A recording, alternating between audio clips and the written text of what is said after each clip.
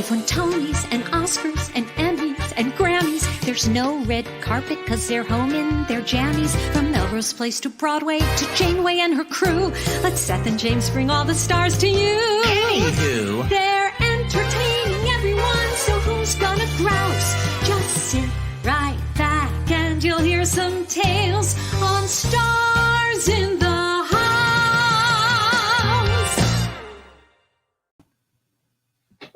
That's my album. Cover my album. Cute album. I'm leaning against the cover? wall. Okay. Hi, everyone. Welcome to Stars in the House. I'm James Wesley. And I'm Seth Wesley. Yes, I'm taking his last name. Not at all. Hi, guys. We're raising money. Well, especially not on a day that we are celebrating Fiddler on the Roof. Oh, you're right. You don't want to take Wesley. You should proudly have Rudetsky. It was actually, I think, Rig Rudetsky when it was in Russia, just FYI. That was the full name. And then it got shortened, like less Jewish Rudetsky. Just like, I don't know what they were thinking. Why bother? Just keep it what it was. Any to the who. Okay, last week, this is, we got a lot to get to here. A lot to cover. Number one, okay, I had my second shot on the Pfizer vaccine on Monday, so I don't know if I'm really tired because of the vaccine or really living tired. With me. That's number two. Number three, from last week. Last week was epic, our anniversary week. You had a 1-year anniversary show on Tuesday. Head Over Heels on Wednesday, Thursday, Little House on the Prairie, Friday, The West Wing, and Saturday, 30-something. And Sunday, Jackie Hoppin'. And that can exhaust anybody. So the point is, that was my concert. I'm just like, wow. Yeah, it was a lot. But all good, even though we're still, our mighty little staff is working hard to get out the different, rewards for certain donations. We are up to, believe it or not, for the Actors Fund, all for the Actors Fund. You ready, Seth? Yes. $798,230. We were like, couldn't believe it. And by the way, that does not, because Maggie from the Actors Fund is very literal. She's very literal and very smart. The check, it don't count. Yeah. So like some of the matching donations hadn't come in yet. You know, the $2,500, the $1,500 we had last week, they haven't come in to the Actors Fund yet. So she hasn't counted them. So really, I think we should be over $800,000. Yes. But that, by the way, if you saw a depressing article today about theater coming back, Ruthie, why am I blanking on Ruthie's name? Because Fireberg. Because she calls herself Ruthie Fierceberg. Fierceberg on Instagram. Ruthie Fireberg, who used to be my editor at Playboy, wrote a comprehensive article, really great, about theater coming back and basically how it's kind of not coming back and no one really knows when it's coming back. So my whole point is the Actors Fund is doling out money because there is no work. The West End is always like, we're opening tomorrow. The West End is just constantly making announcements that they're opening in a minute. Broadway is just like, we may be opening at some point in the next 20 years. Well, and Dr. Lapook, we're gonna have Dr. Lapook on in just a minute. We're going old school like in the old days and having him on early.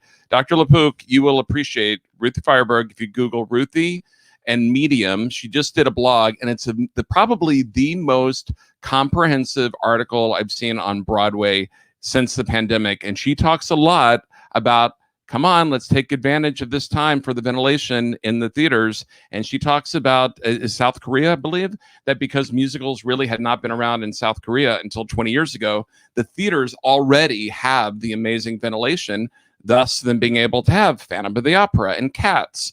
In Asia, in certain Asian countries. And Dr. Lapook's been saying, why don't we ventilate right now, get the ventilation order? And Ruthie's like, I've checked city records and there's no like construction happening. So anywho, are we gonna have Dr. Lapook on in a minute? Yeah, we are. So we can talk about that. Wait, we gotta talk about raising money. Okay, two things I want to say. Just FYI, my friend Andy Nyman's on tonight. Anytime I go to London, and I'm always like, call blimey, and I'm hauling out. People always like, all right, Dick Van Dyke. They always say that I have a terrible accent. I sound like Dick Van Dyke. Well, my friend Ty. Okay, great accent. And he's from Ireland, isn't he? Yes. Okay, so thank you. So from now on, Andy Nyman, no one can call me Dick Van Dyke again because call blimey, I got it going on. You know what? Andy's just crossing his arms. So he's not smiling. Now he's smiling. Yeah, thumbs up. I'm getting a thumbs up.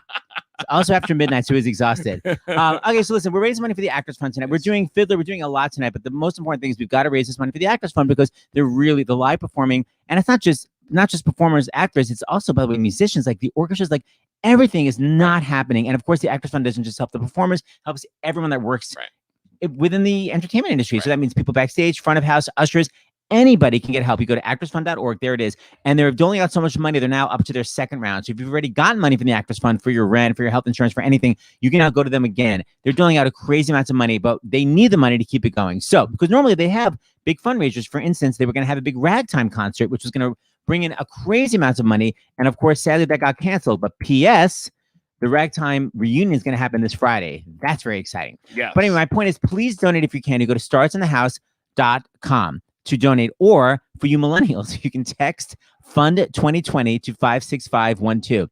Once you donate, you're going to get a receipt. Forward your receipt to donations@starsinthehouse.com, and we will have someone read it tonight. Perhaps I'll read it in me British accent. Accent. Get back to you. Okay. The point is, we'll have somebody read it, so you forward it. That's it. Okay. So one thing before Dr. Lapook comes on. So we had crazy number of people watching Stars in the House last week, which we're really appreciative of. And don't do it yet. Really thank you. And it was great. But I get comments that'll pop up on my laptop in the morning, and because we're connected to YouTube, so you'll just get channel, comments. and I don't go through all the comments and look, but there was one. I think it doesn't have that now that I no, it has all three. It does, okay. And someone said, did Melissa Gilbert and Dean Butler really just use their pronouns in their name? And they were furious. Yeah, so now we're gonna do that. So from now on, we're doing it. Yeah. So look though, but I don't know. Maybe him you don't do. Wait, so don't you? Well, look at Judy. I've always thought that you do. Her. I always thought you have to do all three. So why don't you get back to us in the comments? I thought it has to be all three. All three. But that comment was just enough to send me over the edge. And by the way, block on comments. All right. Yes. So much to do. So let's bring us. Oh. So do we want to read this after Lapook? I think we read this after John comes up. So here's Dr. John Lapook with some updates. Hello, Doctor. Hi, guys. Hi. What's happening? It's exciting, right? 500, almost 500K. And this is like the old times. Just wait a minute. 800K. Almost 800K. Oh, sorry, 800K. Sorry. We get it together. More than 500K. I want to see if you were listening. Sorry. By the way, I was right. That number's in my head because it's more than 500,000 people have died from COVID, and that number is in my head. But almost 800,000. That's great, guys. It's wonderful. Out there, what's new? You've heard about AstraZeneca, Oxford. They had yet another hiccup. They came out, and we were very excited. Still excited. Effective vaccine, they said 79% effective and 100% effective at stopping death. And then it turned out that one of the monitoring committees for the government that looks at this wrote them a harsh letter saying that they had used data that didn't include several days later, which it seems like would bring the numbers down a little bit. So I think they left off maybe 4 or 5 days, which is kind of an unforced error, as it's being called. And it's still a very good vaccine. There was no increased incidence of blood clots with it. It was at a good safety profile. But it's an example of, this has happened with that company a few times over the summer. There was a report of a neurological side effect that turned out probably not to be related at all to the vaccine, but they didn't immediately notified the FDA, and then there was an issue about the dosing, that people who got sort of half the dose by mistake, they had a better response. And so there have been a bunch of missteps, but I think what people really should take from it is it's an unforced error. And, I spoke to Tony Fauci about it. He says it still seems like it's an excellent vaccine, so that now there would be 4. And it's really important to know that vaccine can be stored in a refrigerator for up to 6 months at least, which is huge for developing countries, right? Mm-hmm. For trying to get it out there and not have to worrying about having it at minus 70 degrees Celsius. So for anybody out there who's been worried about the AstraZeneca, it looks like they're going to come out with new numbers soon, tomorrow maybe. The numbers may be a little bit less than the 79%, but still excellent. So don't throw away the baby with the bathwater just because there's been really some unforced errors with that. But it seems still like an excellent vaccine. Well, Andy Nyman, who's on tonight, is in the UK, and AstraZeneca is very prevalent in the Europe region. So yeah, thumbs up, Andy.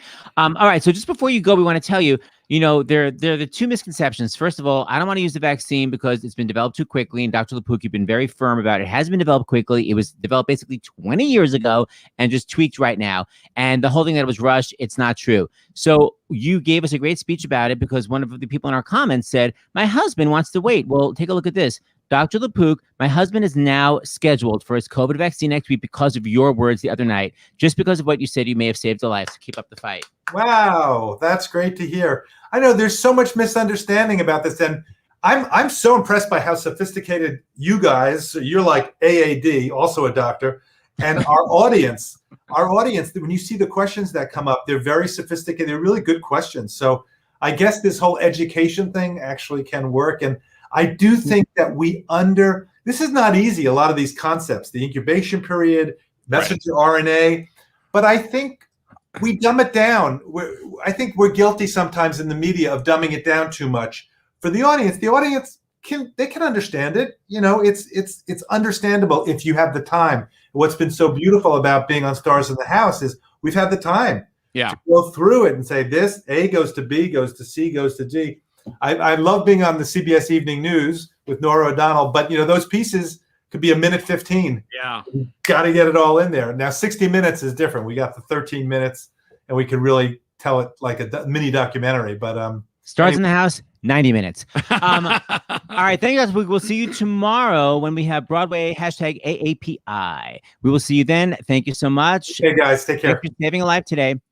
So we were contacted by the National Immigration Law Center that we've done some fundraising for. They're great. Well, we actually reached out to them because we've supported them since January 20th, 2017, when we had our first Concert for America. And we love what they're doing.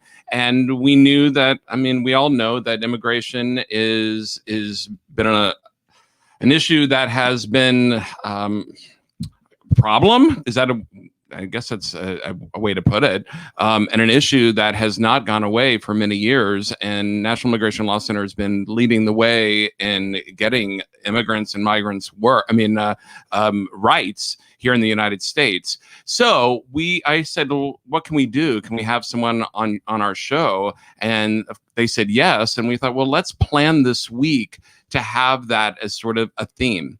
And connected to Broadway, right? Connected to Broadway, which is why we're having Ragtime on Friday. And so for tonight, when we did a Concert for America in end of June 2018, which is our fundraiser for 5 different not-for-profit social justice groups, including National Immigration Law Center. We were talking about immigration, and Sharon Kleinbaum, who is the amazing rabbi from the Gay and Lesbian Synagogue. She's so brilliant. And she was telling me about immigration stuff that I literally never knew. And I'm 29. It's like I've been around for a long time. She never even turn your head back. She never even told me that. I'd never even known it. So she gave us this information and she wrote it down for us. So I want you to read from Rabbi Sharon Kleinbaum. Yeah. So this is relating to Fiddler. Right. So this is actually what we read of her words before we had our concert, 2.5 years ago. The only immigration laws until the 1920s were the Chinese Exclusion Act. Not surprising. Other than that, in the African slave trade, all other people could come to the USA without papers. That's until the 1920s. So this is for all those people that are like, my grandparents came here and they had to. It's like, no, they actually didn't. So all others could come to the USA without papers. All immigration was illegal. In 1921, more comprehensive quotas came about and caps were imposed for the very first time. And this was explicitly done to keep out Jews and Italians who were seen as dirty and responsible for left-wing politics, the labor movement, and revolution. Which we'll be talking about because, Emma Gold, Judy Kaye played Emma Goldman is going to be here on Friday. So they only added the immigration laws to keep out Jews and Italians. So these laws that are acting like they've been here for centuries, they were literally added in the 1920s to keep out Jews and Italians. And it was done by creating a quota system based on the U.S. Census of 1890. Very few Italians or Eastern Europeans were here then. Right. These particular quotas were not changed until the 1950s. Meaning, of course, after World War II. And of course, if these quotas did not exist in the U.S. during World War II, there was no way that Hitler could have just simply had killed 6 million Jews. There is a direct link. There's a direct link. Right. So for everyone that's like claiming my grandparents came here, do you see that was not till the 1920s? So that's what we're relating it to Fiddler, because of course everyone at the end of Fiddler leaves, but a lot of them go sadly to, Germany and Poland and places where sadly they're killed. Right. And if they tried to come to America, they wouldn't be able to. They would not have been able to. So in the middle of the show, probably after Joel Gray's coming up in just a second. I'm not familiar with this word. Oh, you'll soon become familiar with it. We're going to speak with Laura Lynch from the National Immigration Law Center. Who else do we have on today, Seth? It's a whole Fiddler celebration. So we have a Broadway Tevye, Danny Burstein. We have a West End Tevye, Andy Nyman, and we have a Broadway and a West End Golda, Judy Kuhn. She merges them both. Yes, I love that connective tissue. And of course, Joel Gray. And by the way, and just saying that I got my equity card in 1993 doing Fiddler on the Roof. I played Avram, the bookseller. Featured ensemble. Go on. It was featured ensemble, but I got my equity card because of it. And it starred, one of the stars was Sharon Lawrence, who we just saw last night on Grey's Anatomy, since we're 12 years behind. On that note, Seth, you want to do the honors here? Yeah. So please welcome the director of the British Fiddler on the Roof. I mean, Yiddish Fiddler on the Roof. It rhymes. Sorry, I was thinking of Andy. Please welcome Mr. Joel Gray. Hi, Joel. Yiddish. I can't get it together. Hi, Jolie. How you doing? Hi, guys. Hi. We want to know, because you were in the New York scene in the 60s. Did you see the original Fiddler production? In 1964, I saw the opening night. Oh my God. Wow. I'm so fascinated because we go to see Fiddler now knowing it's a classic. What were you thinking when you went to go see the show? And then what did you think after? I was thinking, I've never seen anything that was really totally Jewish and loving and positive. There was nothing anti-Semitic about it. And it was like the first time I'd ever seen anything like it that was very positive about Yiddish and Jewish people. And I also felt that when I was a kid, I used to sit on the steps upstairs listening to my father. And he said to my mother, "Why is Roosevelt sending the Jews back to be murdered?" And I thought, what's the matter with us? Fear was in me.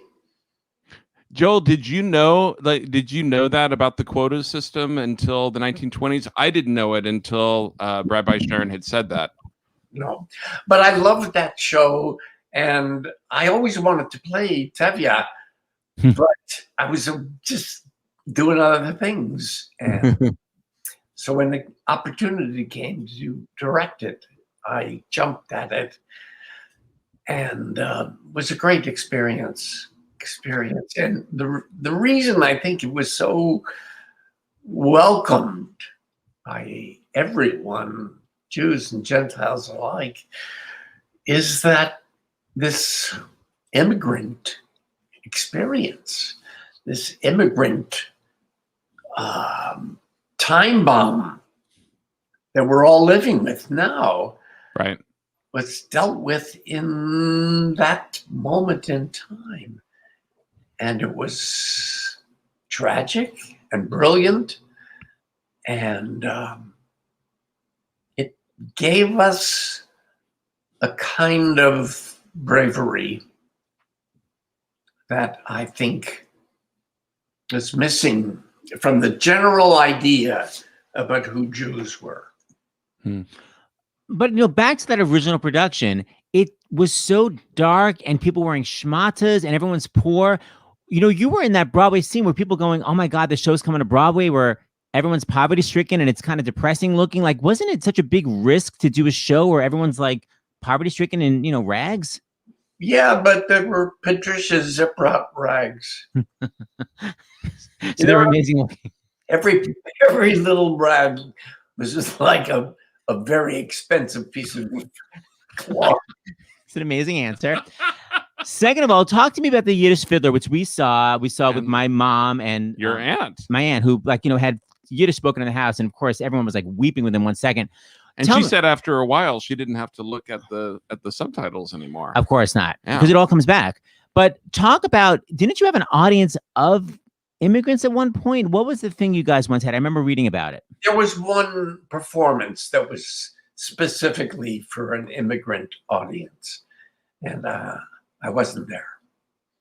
But it was just for immigrants to actually see. Yeah. And I hear it was wonderful. And you didn't think to yourself, hey, we better update this show. It's from 60 years ago. Say it again? You didn't think you better update the show because it's from like 50, 60 years ago? Like, I should actually go back and make it simpler and more primitive and more Russian and more Yiddish. Strip it down. I want to show a little bit of the opening, which is fascinating, especially because it works also because it is a classic and so many of us just know it. Right. That even if you're not looking at the super titles, you know what it's about. And the staging is so simple and great. This is a little bit of the opening number. I just love it. Wer Tag und Nacht was muss ich mir nun klagen, dann jeden Morgen bringen Beute heim. Und wer hat das Recht zu sitzen nebenan und haben euch das letzte Wort? Der Tade, Tradition, der Tade, Tradition. Wer von uns auch in a Jiddisch Haus, a ruhig Haus, a koscher Haus, wer darf segen Kinder halten auf der Scheuß, kide der Tates reis und geh in Schul. Die Mame, Tradition, die Mame, Tradition. So creative. And I guess my final thing is, I know your dad was an entertainer in the Catskills. Did he entertain in Yiddish, or was it just... No, he wasn't in the Catskills. He was all over the United States in the Borscht Capades. Oh, that's what it was called? He would. Yes. So where were those locations? Oje Meraheim mit a Weibele Schein, wo die Schips und die Ziegelach leben. Oje Merahois mit gesunde Cowboys and a couple hundred cattle zu verkaufen. Heim auf den range. You want to sing? No, but that's my audition song when Yiddish Fiddler comes back. I don't know those damn lyrics. But so would he actually sing in Yiddish? Yes, but he spoke English. I mean, he was an English speaker and a great clarinetist. I'm just curious, what do you think he would have thought if he had seen your production? I think he would have loved it. It was from him into me that it came. I just love it. Okay, so listen, Joe Gray, before you go, I just want you to say hello to our other two guests, and then we'll let you go. Please welcome our British Tevye, Mr. Andy Nyman. Hello. How are you? Joel, I'm going to sound like I'm a sugarer. I love you. I love your work. I've loved you, obviously, since Cabaret. And I also loved you because I read all of the Remo Unarmed and Dangerous books. So when that movie came out, I couldn't believe it. And also, I have all of your dad's CDs. I cannot tell you. I love it. Mickey Katz. Good. All Mickey Katz CDs. I love them. Yeah. The Borscht Capades go all the way to England. Here is our Golda, our Broadway and West End, Judy Kuhn. You guys know each other. Hi, Joe. Hi, Judy. Oh, it's so good to see you. Great to see you too. I love you so much. Oh, and it's so wonderful to see that clip from the show. I loved it so much. It was amazing. And then you went and made it great in England. Yes, she did. Such a good time. Hi, Andy. We've been saying Hello. hello in the chat. So. Anyway. Joe, we're going to see you again. It's so lovely to see you. Thank you for Thanks. being here. Love you all. Happy Hope to run into you one of these days, Joel. Good Yes. Pesach. Happy Yes, Pesach. Pesach. I love it. Bye, Joel. Go polish your Tony and Oscar. Hi, Andy. You look great. Your lighting's amazing. You're wide awake. He's in London. What time is it there right now, dear? It is 12:30 at night. Where's Soph? Fast asleep? She's asleep with the kitten downstairs. The new kitten. Angel. Yeah. How's And my I'm- lighting? You didn't mention my lighting. Your lighting's fine. No, I'm just. Jeez. Judy, you can't set yourself up like that with Seth. Judy, You know that. Judy doesn't need good lighting. This is That's my, the thing. I think I counted my 7th, possibly my 8th Stars in the House. And I'm always hoping to improve on the last one. Your lighting is actually amazing. It looks like you have highlights. It's actually really good, your lighting, Jude. Yes. No, on the face, it looks like you have this amazing. That is true. And you got a little bit of the light in the background. Got it going on. Yes. All right, so let's talk. So Andy Nyman, I don't really know how the West End works. Was Fiddler, did you see Fiddler ever live before you did the role? I saw it about the previous West End production, which was about 18 years ago, when Henry Goodman played Henry Goodman. Tevye. So I saw it way back then. And what was the process of getting Tevye? Was it one of those like callback after callback? It was an offer. I literally got a text at 6:15 one morning when I happened to be lying awake in bed, and David Babani, who is the brilliant producer and artistic director of the Chocolate Factory, I got this text saying, "Are you awake? Where are you? Can you call me?" And of course, my default is, "Oh God, what's happened? What's happened?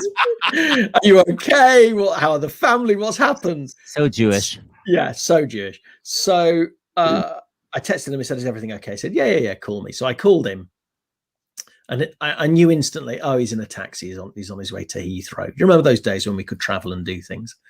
And he was on his way to Heathrow to go to New York. And he said, "What are you doing October to March?"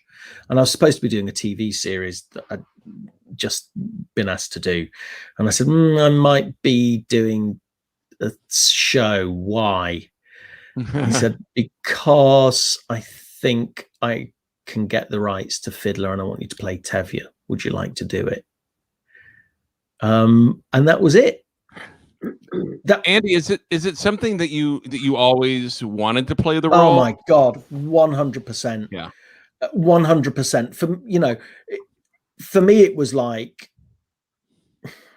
Willy Loman or King Lear, or that's what it was. But aside from the brilliance of the piece, it's my Zadie's. I mean, literally, it is what my great grandparents did. They fled Poland and Lithuania in a little bit before this, sort of 1898. They came over. And it just has always felt to me, but I'm sure everyone who plays the role feels it's in their DNA, but it truly, truly felt like that it really was honoring them. And that was a massively important part of doing it for me, was that I didn't want to do shtick, and I didn't want to, and I was blessed, and I've said this to her 1,000 times, with Judy Kuhn as Golda, who was just a joy to work with, because we had, we were on the same page, and we wanted it truthful, and we wanted it like a real marriage of that time, not, forgetting any modern gender politics or any, that the genius of the piece is you start with tradition, where the boys are boys, the girls are girls, the men are men, the women are women, and look how cozy and beautiful and brilliant it is, how well it works, until someone has an independent thought and wants to break away from it. And then, how do you keep a connection to God if this thing doesn't work that you've seen is warm and cozy and brilliant? Because it doesn't work. So where does that leave you? You just throw it all away. And so it was just, it was an honor to do it. And, Judy, is it a role that you always wanted to play? Like, when was the first time you saw Fiddler? Oh, I also saw the original production, not with the original cast. It had been running for a little while. I saw it with Herschel Bernardi. Wow. But it was the original production. I'm pretty sure it was. Well, it ran for like 6 years, I think. I was a toddler. Wasn't really born yet. No. Yeah. Right. My parents took me. I think it was the first Broadway show I ever saw. Whoa. When I was a child, and it floored me. And then, I saw many fiddlers along the way. Somehow I managed to get through life, every stage of life until the last few years without ever doing it. I never played any one of those daughters. Wow. Is it something that you had wanted to do? Like when you knew you wanted to be an actress as a profession, or what? I never really thought about it that much. It just, the opportunity never came up. Right. There was never a production that somebody said audition for this, or when I was at school, it wasn't done, while I was there. And it just passed me by all those years. And then, I guess I did audition for an earlier Broadway production for Golda, but I never really saw myself as Golda because I was, the ingenue. I was, Huddle, but excuse me. And so anyway, I guess when I went into the Broadway production with Danny, that was the first time that I was really, it's like, okay, here she is. Who's my Golda? And I just found that I just loved her. She wasn't who I thought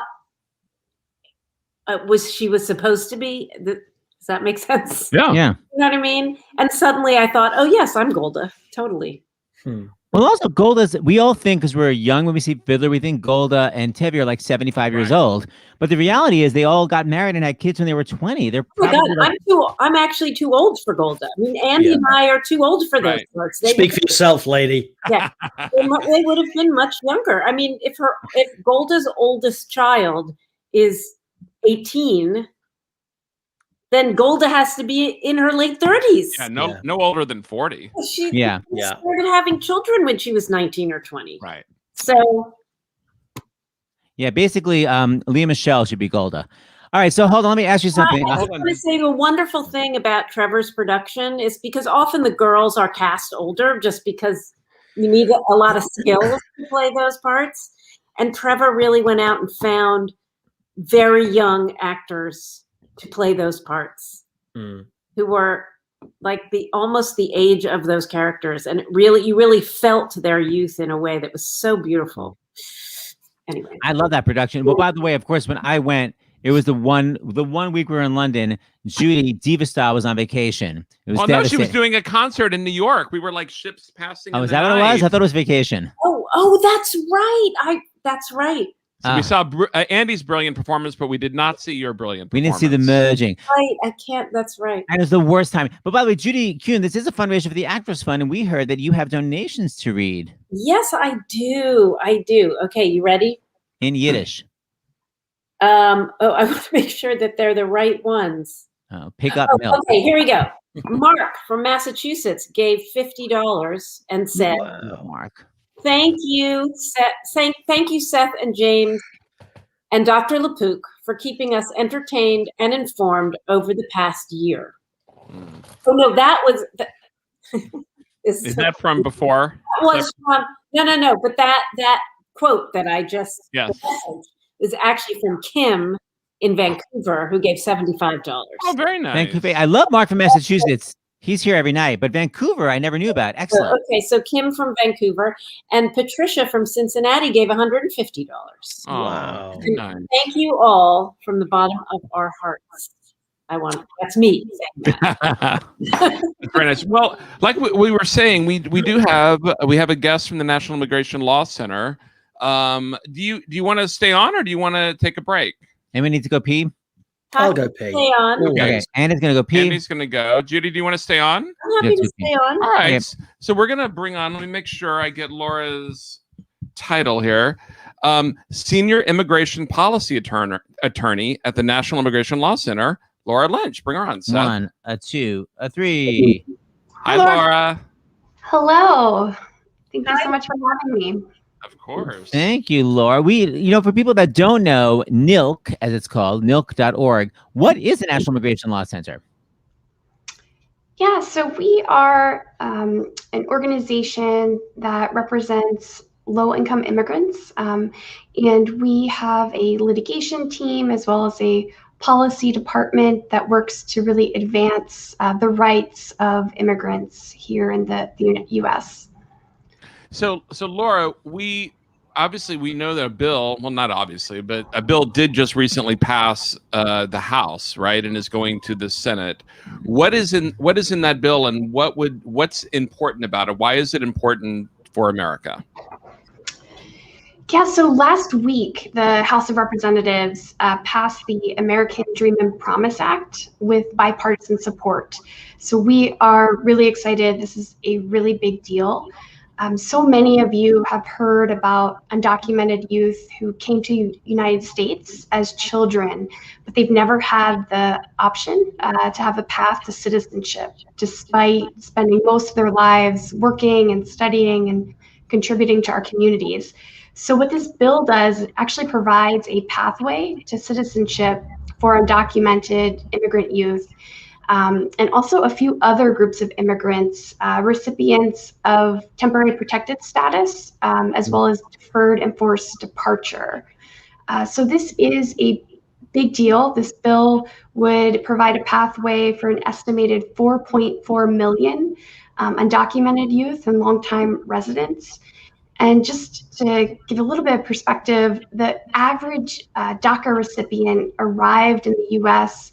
the age of 6, and the average temporary protected status holder has been in the U.S. for 22 years. Wow. So we are, pushing for the Senate now to introduce this bill and to move forward and to pass the bill and to provide protection that is decades overdue for this population. It's exciting. It sounds like it's getting close.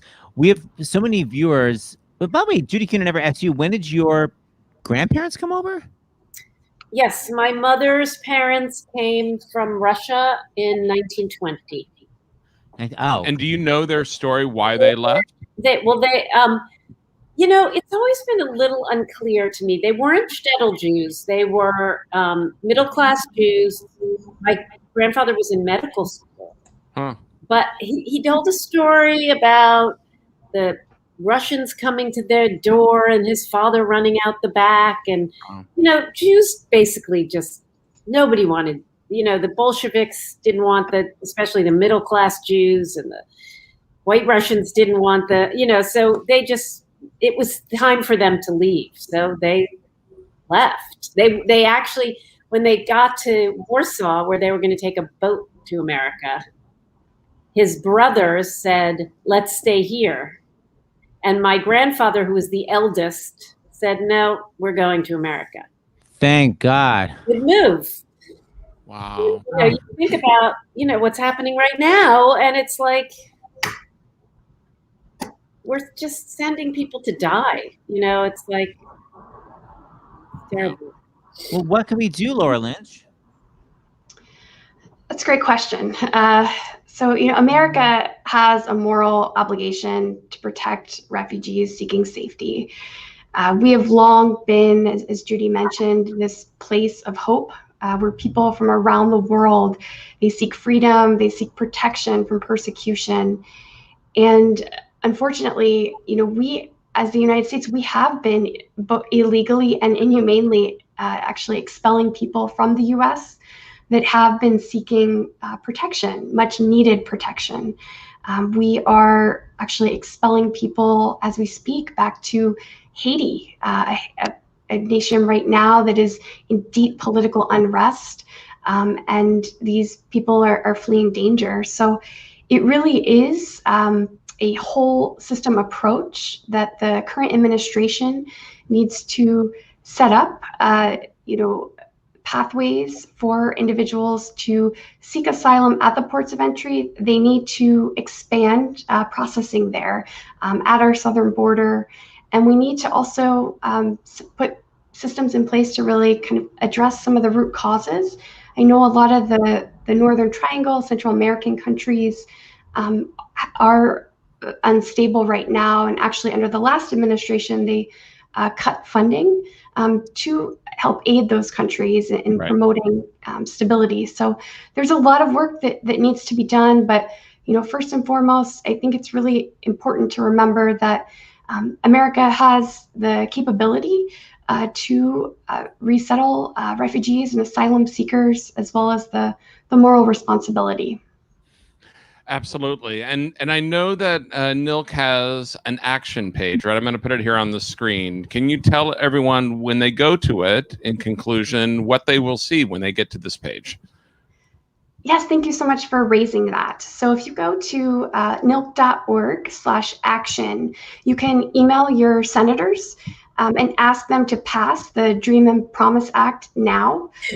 Again, this bill will help put 4.4 million individuals on a pathway to citizenship. So it's urgent that they take this seriously.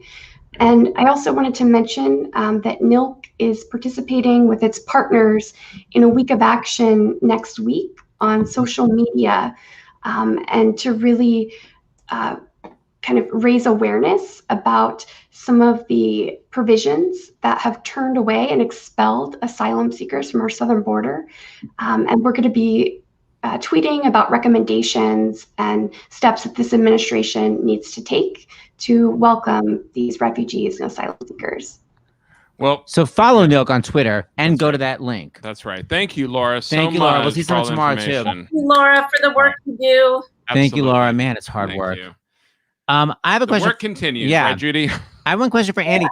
So, Andy, you were saying your grandparents came to England. My grandmother left Poland. No, my grandmother's mother left Poland, and she actually was pregnant and gave birth to my grandmother in Liverpool. So was that the deal with your grandparents? Like, did they go to England? Like, because my grandmother had citizenship there and then came to America. But were your grandparents going to England, or were they on the way to America? And then they were like, "I love this tea. We're gonna stay." No, we were on the way to America, and what happened to an awful lot of immigrants was they got to Hull, which was one of the huge northern ports. They paid what they could to go to America. They got to Hull and they told them it was New York. So they all got off. And that's what, it's great. I kind of Andy, I mean, it's fascinating because it's I don't know, there's no difference between that and the people from Central America paying smugglers $3,000 and being, it's like, it's the same thing. I mean, some people were going to England. Some people were going to Hull, but lots weren't. So that is why those where my family settled in Leeds, Manchester, Liverpool, those places all had because there aren't that many now, but huge Jewish communities. So, when I would go visit my grandparents, this is how many there were. So my Zadis my dad's side came from Vilna, which is Vilnius in Lithuania. So my mum's side were from Warsaw. My dad's side were from Vilna. The shul that my grandpa went to was the Vilna shul. There were so many Jews from Vilna that they had their own shul. I just knew it as that's the Vilna. I had no concept that was the name of the place they'd all fled. And it was a big shul. And that was one of 30 shuls in, a biggish city. Right. Now there's probably 2, 3, maybe. But thank God they were there for the war, man. They were protected in England in World War II. Yeah. I want to show some Tevye. This is Andrew doing a little Judaica on the West. Well, not really the West End, but in London town. Let's take a gander at this. You'll recognize him from the crazy beard. God would like us to be joyful, even when our hearts lie panting on the floor. How much more would we be joyful when there's really something to be joyful for? To lay the wood to Tevye, to tackle your daughter, my wife. May all your futures be pleasant ones, not like a present one. Bring the Chaim to life, the Chaim, to life. It takes a wedding to play the same. Let's live another day. Bring the Chaim to life. We'll raise a glass and sip a drop of schnapps, sing all around the grave. Good luck and play with you.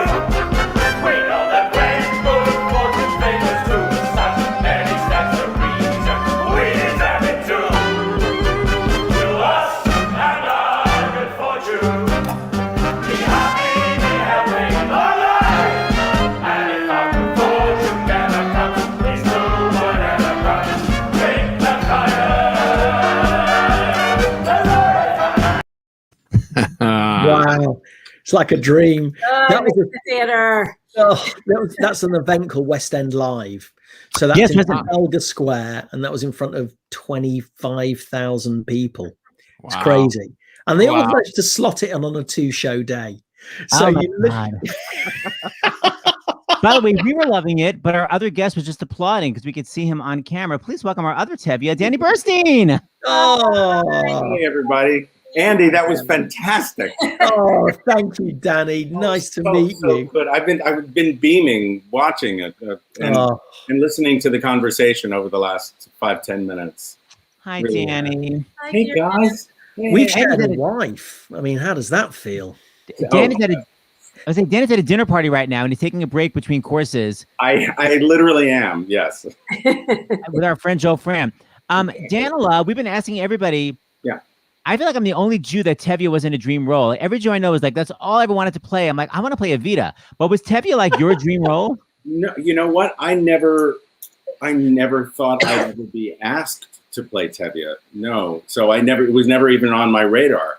I did it in community theater when I was a kid, and then I did it in summer stock with Theodore Bickel.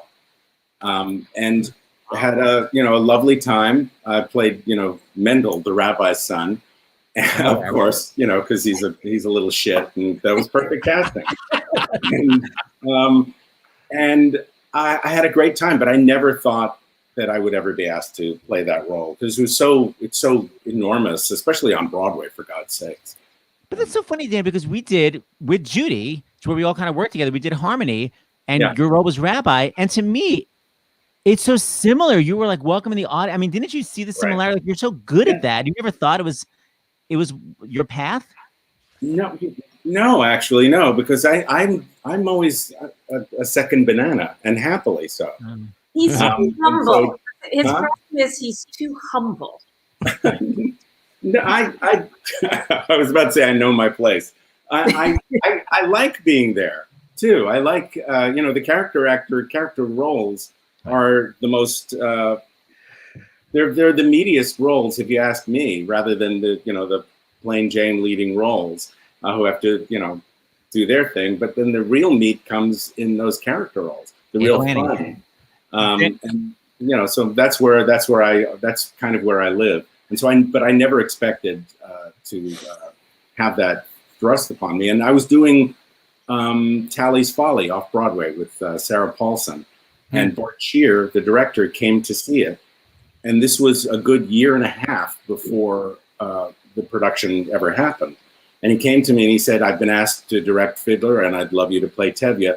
I'm not sure it can happen because they may go with the star."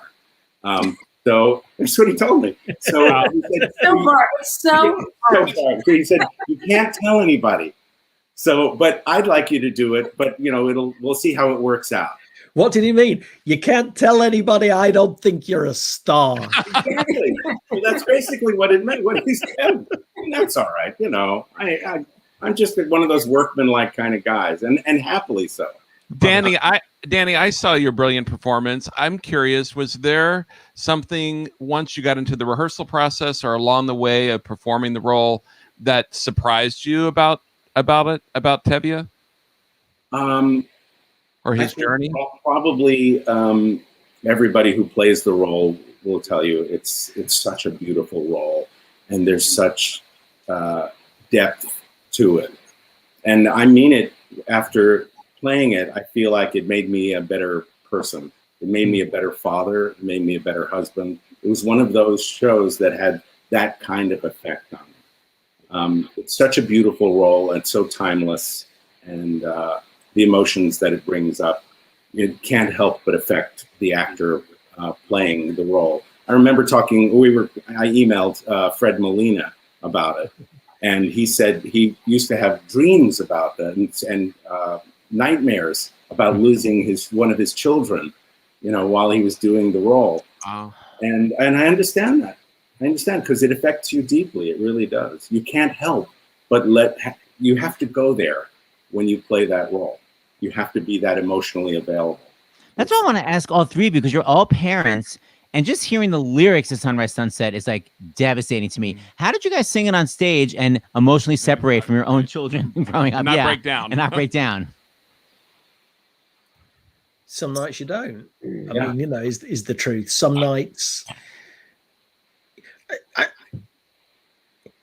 It's the most incredible piece of writing. I mean, that song alone, right, is maybe one of the most incredible pieces of poetry, and that is just the tip of the iceberg with this show. There's not and I mean this so much. What amazed me going back to it, I say going back to it, I mean sort of reading the script when I knew I was going to do it, was that if you take the songs out of this show, it is as good as any of the great Arthur Millers. I think that the book is so honest about marriage, about what it takes to stay married, about what it's like to be a parent. This is all without the immigrant stuff, right, which is raw and honest in a way so little is. And it's a staggering piece of work. So as Danny says, to get out there and be gifted with those lines and that depth of work every night is rare. Yeah. The one scene that killed me every night was when she sang "Far from the Home I Love." Oh. That losing a child is, or never be a possibility of never seeing your child again was so devastating. And Bart in rehearsal kept pushing me to go there, And one day, I just couldn't stop crying during a rehearsal. We had to take a break because I was just so overcome. And, you always have to be in control of those kinds of things so you can move on to the next scene.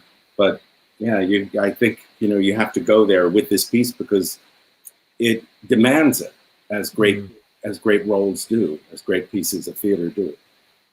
Here is a little bit of Sunrise Sunset. Is this the little girl I carried? Is this the little boy at play? I don't remember growing older. When did they? They look so natural together, Just like two newlyweds should be. Is there a canopy in store for me?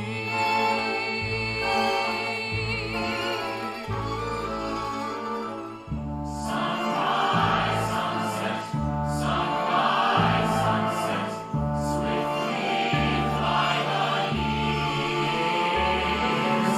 One season following another, laden with happiness and tears.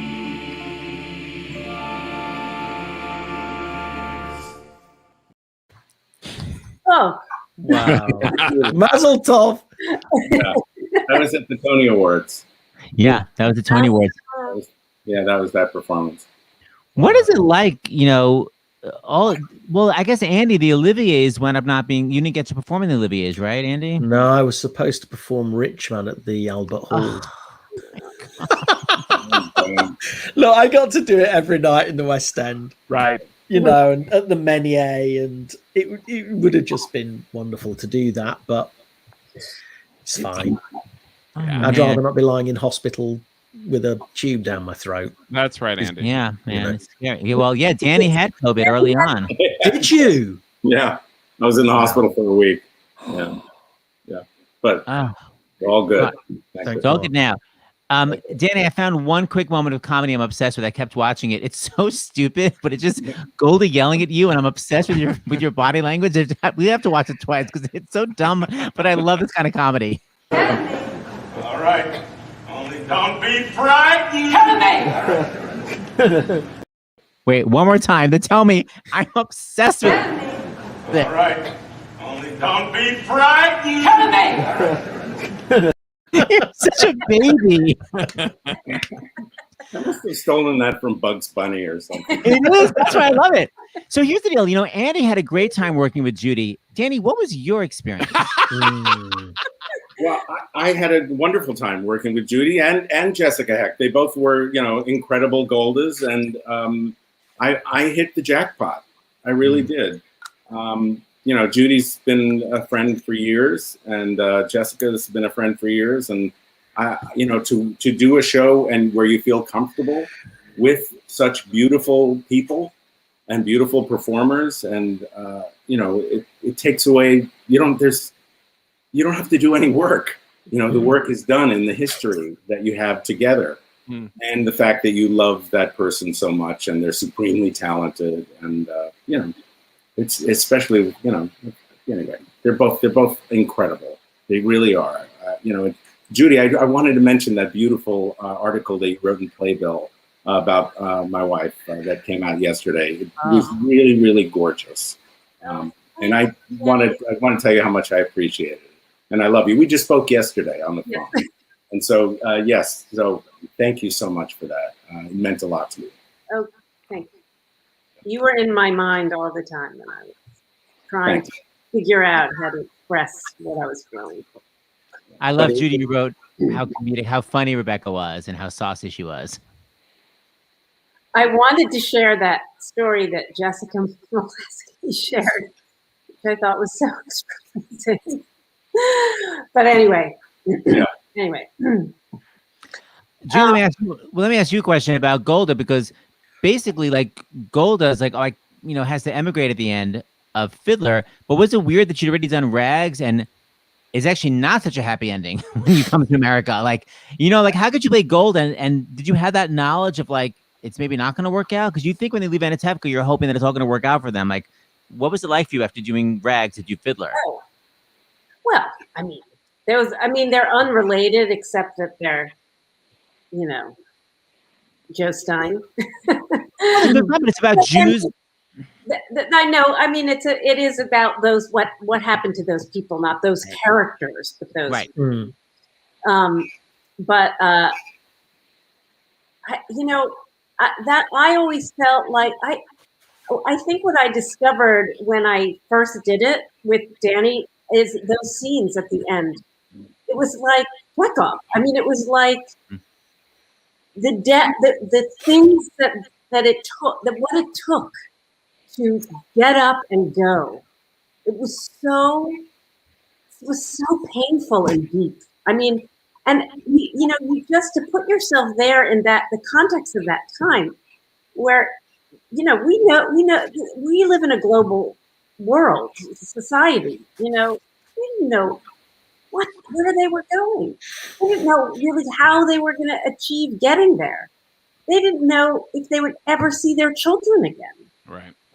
They didn't know, or it's just extraordinary and to live that out in those last scenes. It's just really. All right, and it's interesting that there are no songs in that section of the play. There are no songs. It's just, and there's a lot of silence. Yeah. Oh, it's so bleak, man. Before Danny goes, I wanted to do two things. First, if people don't know what I'm talking about with Judy and Rags, she plays someone that comes to America and it beyond does not work out for her. And this is her just having a breakdown about it on the Tony Awards. Here's where the beauty is, where the party is. See that handsome gent, look how smart he is. Dancing by in his fancy clothes, and he sneers at me down his perfect nose. And his hair is clean and his skin is clear, and he wonders what is she doing here. And he turns his back and the rest do too. Then I want to scream, I'm the same as you, but it isn't true. I'm just one more Jew in her.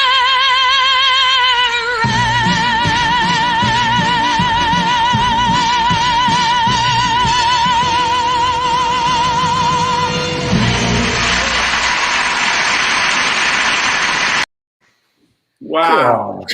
Wow. You are the real deal, Judy. You are something else. Jesus. Exactly. That was fantastic. By the way, same year she did Les Mis. I was feeling with all that, but anyway. Yeah. God, it's so brilliant. And Andy and Danny, I don't want to make you guys jealous, but as far as I know, Judy did one version of Do You Love Me, which was, I think, a lot better than both of yours. Do you love me? I'm your wife. I know, but do you love me? Do I love him? For 25 years I've lived with him, fought with him, starved with him. 25 years my bed is his.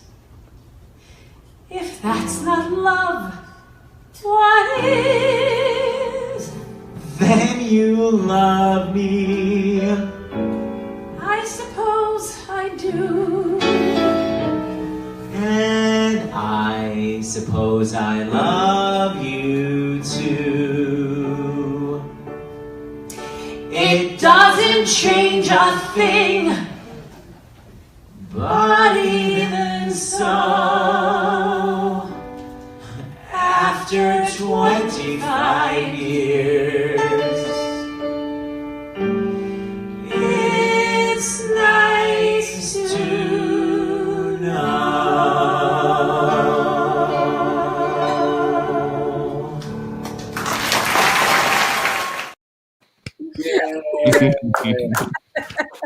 Oh, Seth. Thank you. Oh, Seth. Jesus. That was amazing. Andy's signature reaction. Exactly. That's so hilarious. All right, Danny, you go back to your party. Yeah, Thank you so much for being by, here. Danny. Danny, so nice to meet you. It's great to meet you too, Andy. Please, Hope God, we in can New get together York. someday. I'd love that. Post vaccines. Bye, hon. Okay, hold on. We're I'm all gonna fix close this. together. There There we we go. Okay.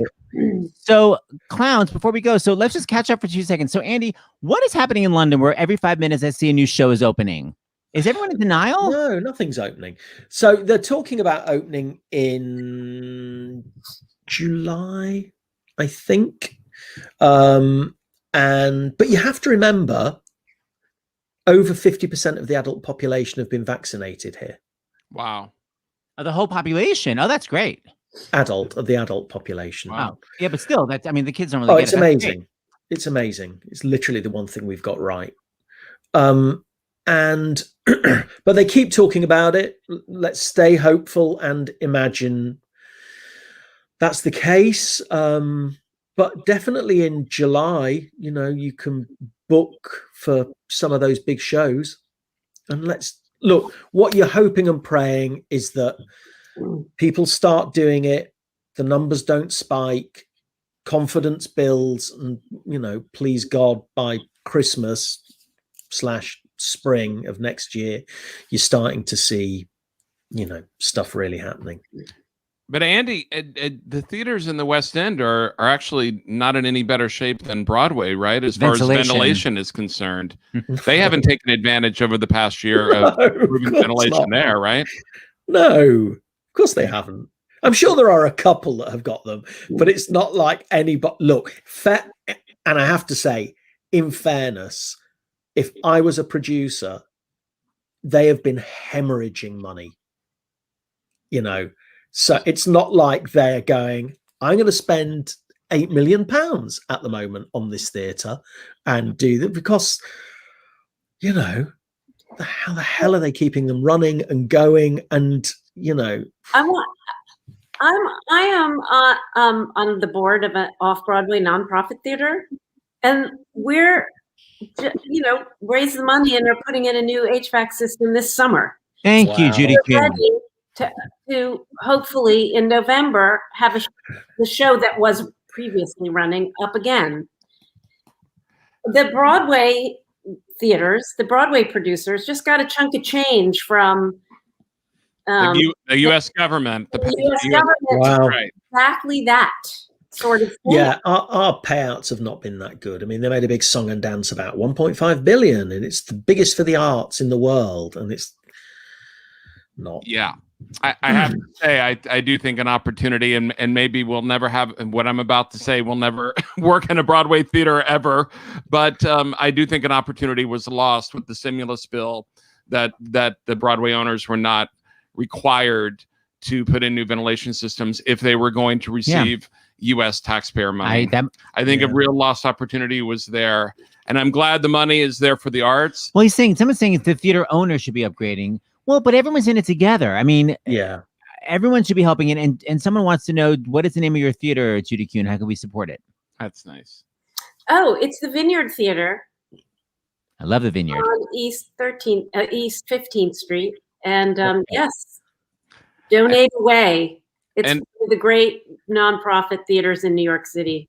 And hey, talking of donations, Andy, let me just say one thing in case I get into major trouble here. But if the producers or Broadway owners want to come on Stars in the House, and I'm wrong, I'm the first person. I'm pretty good after a lot of years and years of therapy to admit when I'm wrong. So if I'm wrong, I'm happy to say that on Stars in the House, and theater owners can come on here and tell us what's going on, because Ruthie's article on medium.com. It was so good. It was so good. And there's been sort of silence from everyone, and everyone wants to know what's happening. I mean, because I'm on the board of one theater, and because I'm 2 weeks into a rehearsal of a show at another theater where I'm close with the artistic director, I happen to know what's going on in those two places. Right. But beyond that, no clue. Yeah. Andy, I'm sorry to interrupt you. I just wanted to make sure I said that before continuing. Important to say it. I was just going to read out some donations. Oh, great. So Fiddler holds a special place in my heart, donating tonight in memory of my friend AJ Garcia, who was my model. And that's from Valerie from Delaware, and she gave $50, which is wonderful.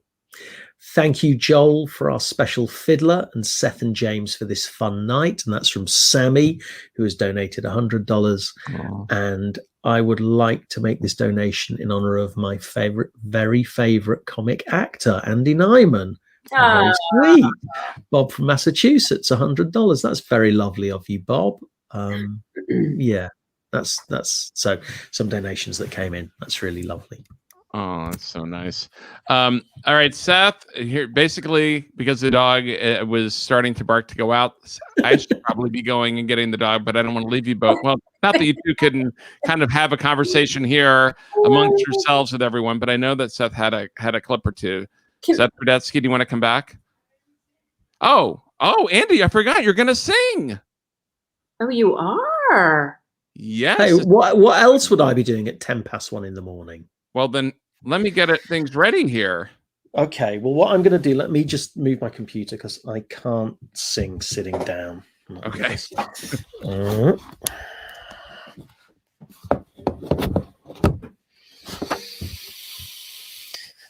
So it feels right if we're doing Fiddler to turn my speaker on. to sing Rich Man.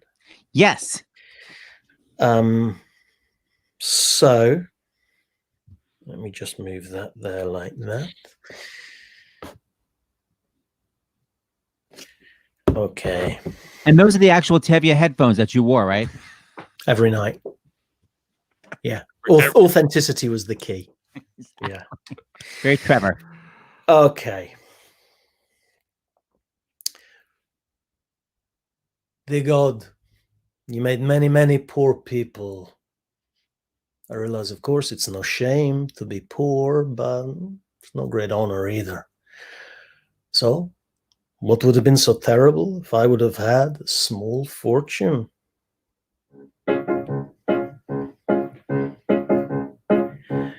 If I were a rich man,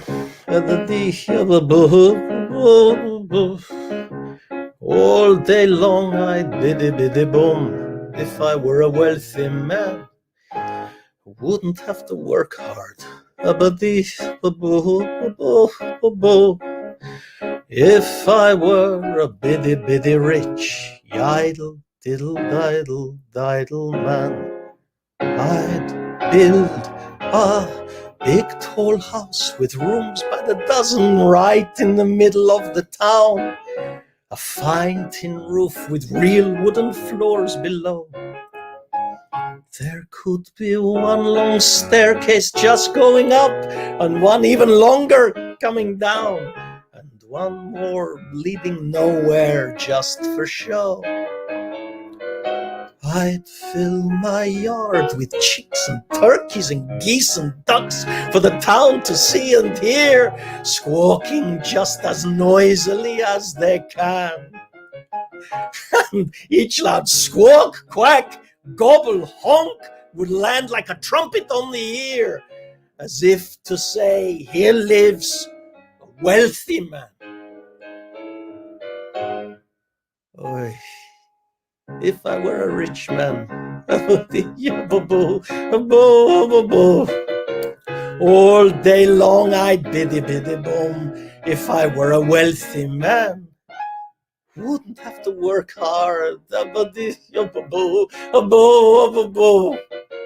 If I were a biddy rich, yidle diddle diddle man, I'd see my wife, my Golda, looking like a rich man's wife with a proper double chin, supervising meals to a heart's delight.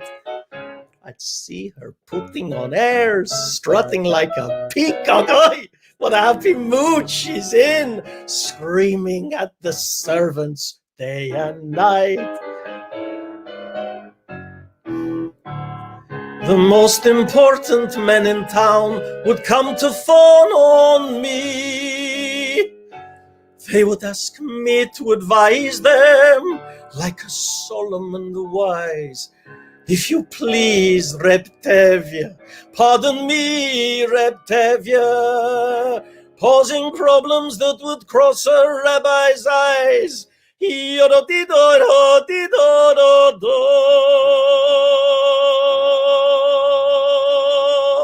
And it won't make one bit of difference if I answer right or wrong. When you're rich, they think you really know. If I were rich, I'd have the time that I lack to sit in the synagogue and pray, and maybe have a seat by the Eastern Wall. And I'd discuss the holy books with a learned man 7 hours every day. That would be the sweetest thing of all.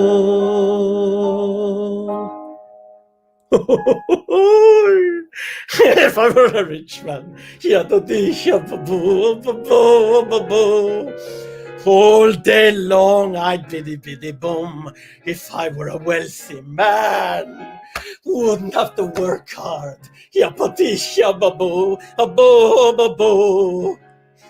Lord, who made the lion and the lamb, you decreed I should be what I am? Would it spoil some vast eternal plan? If I were a wealthy man,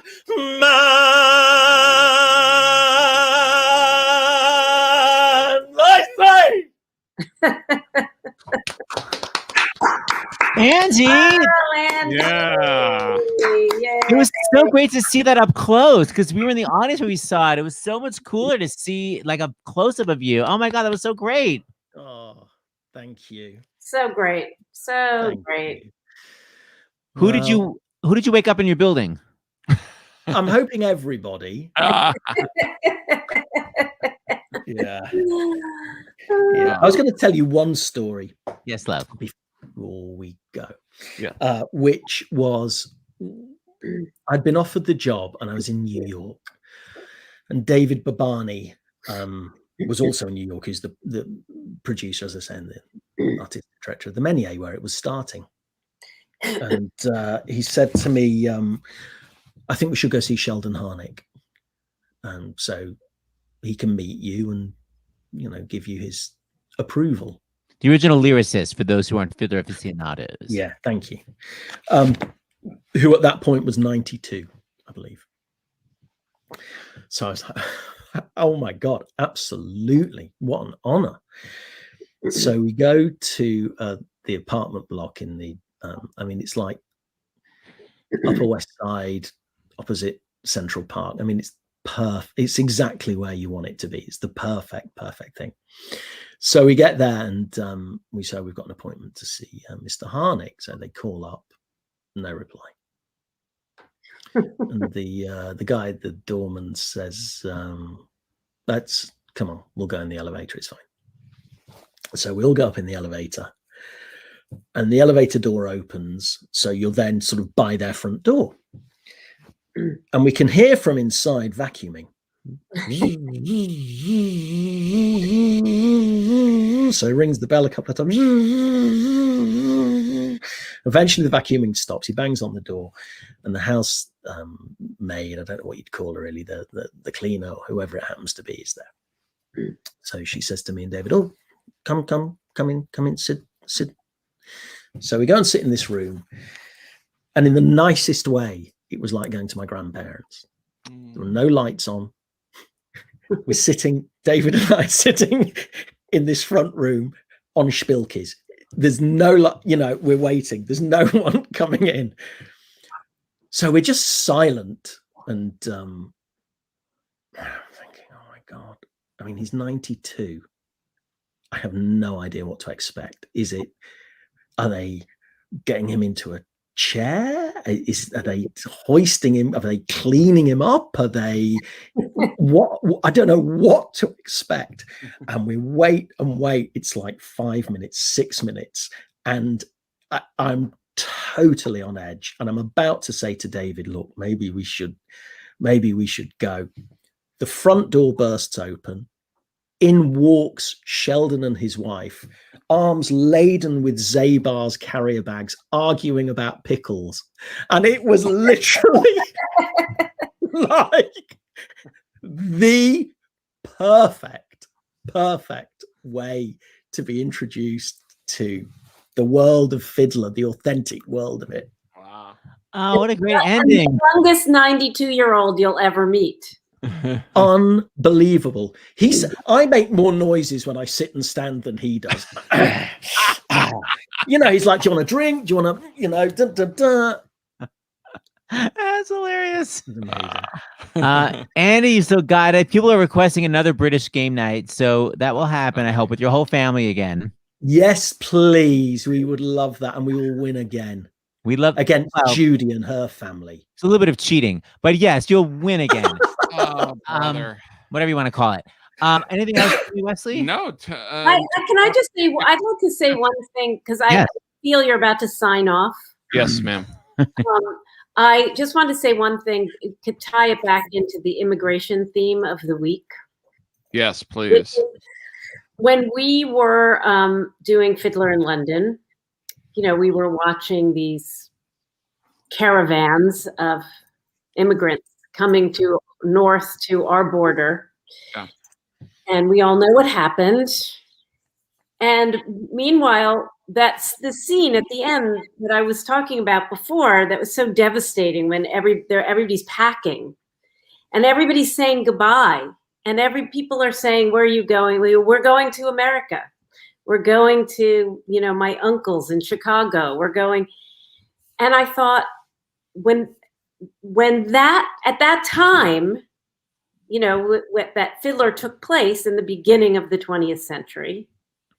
And at the time in the 60s, when Fiddler was written, America was that place. It was that place. And when the painful thing about doing it when we were doing it in London was suddenly America wasn't that place anymore. Right. And it felt like such a loss. And I just want to make my pitch for America being that place again. I love that. And let's show that link one more time that people can go to get some information. It's NILC, National Immigration Law Center.org/action. And definitely follow them on Twitter. That's kind of fun. It's the easiest thing to do. Just retweet what they're tweeting. Judy, that's a really great point. Yeah, thank you. And by the way, and here we all are, we're all like contributing members of the country that we live in. What immigrants have done. There you go. Country, and their offspring, like I'm second generation, right? Second generation on my mother's side. Yeah.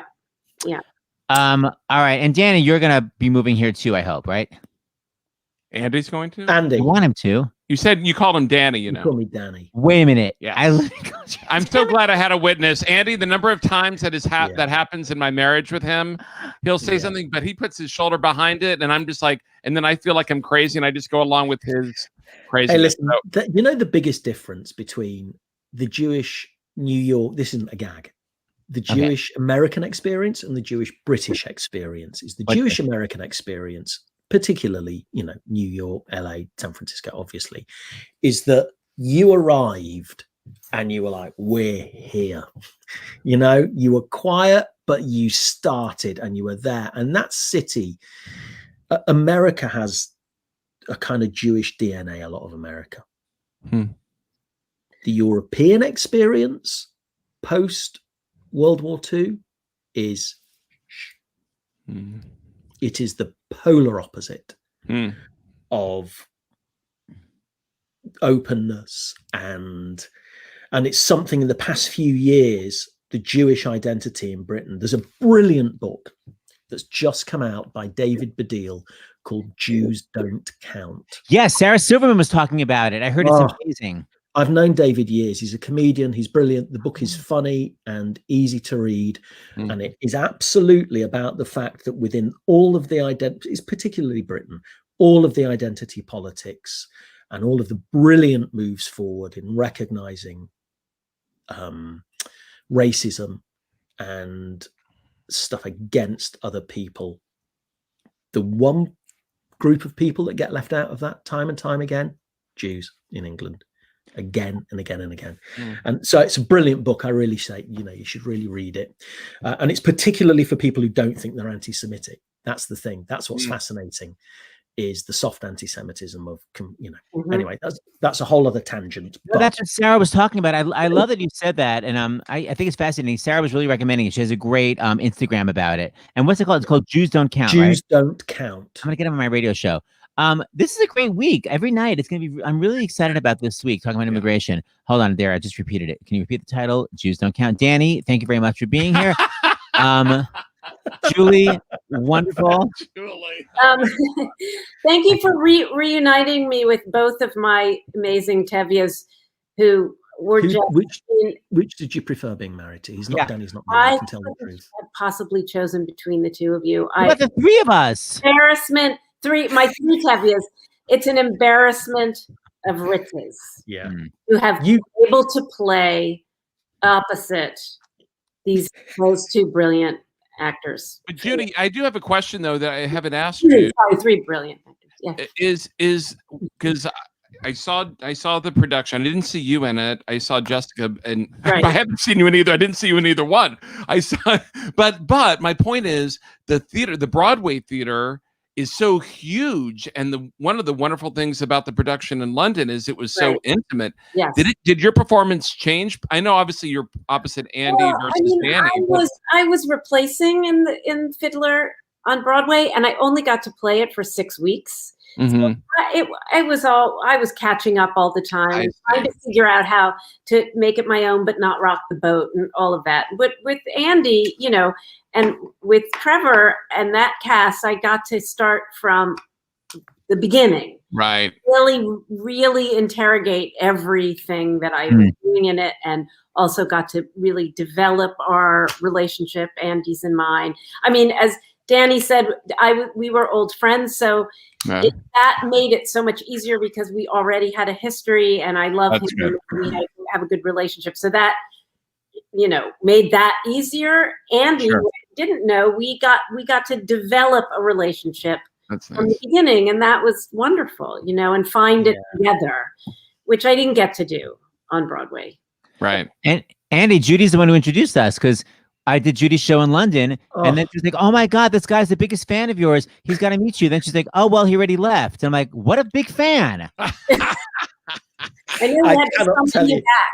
I was so excited, but you have to go back to doing some more Obsesseds, please. I know. You know your problem, Seth. I'm going to say it because I'm seeing it in a lot of the comments. Lazy. Yeah. Thoughtless. I know he sits around all the time. That doesn't do anything. Lazy. Yeah. I love it. Yeah. Please don't I've seen it here.